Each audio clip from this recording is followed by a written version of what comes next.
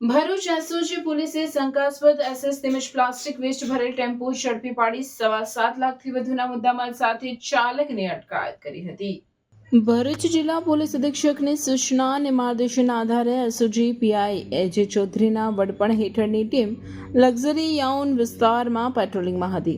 તે દરમિયાન મળેલ બાતમીના આધારે એબીસી ચોકડી ખાતે એક આઈસર ટેમ્પો નંબર JJ16AV 7291 ને વોચમાં રાખીને ઝડપી પાડ્યો હતો।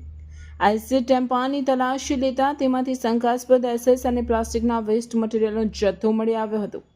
ટેમ્પામાં રહેલ 1310 કિલો એસએસ મટીરિયલ અને 1350 કિલો પ્લાસ્ટિકનું વેસ્ટ મટીરિયલની ખરીદ બિલ અને આધાર પુરાવા અંગે ડ્રાઈવરે કોઈ સંતોષકારક જવાબ ન આપતા મુદ્દામાલ શંકાસ્પદ અથવા ચોરીથી મેળવેલ હોવાનું જણાતા એસઓજીએ 3,75,500 એસએસનું મટીરિયલ તેમજ 13,500 પ્લાસ્ટિકનું વેસ્ટ મટીરિયલ તેમજ 4.5 લાખનો ટેમ્પો મળી કુલ કિંમત 7,38,600ના મુદ્દામાલ સાથે હાલ અંકલેશ્વરમાં રહેતા અને મૂળ ઉત્તર પ્રદેશના મોહમ્મદ સાદાબની BNS કલમ 35(1) મુજબ અટકાયત કરીને કાયદેસરની કાર્યવાહી હાથ ધરી છે।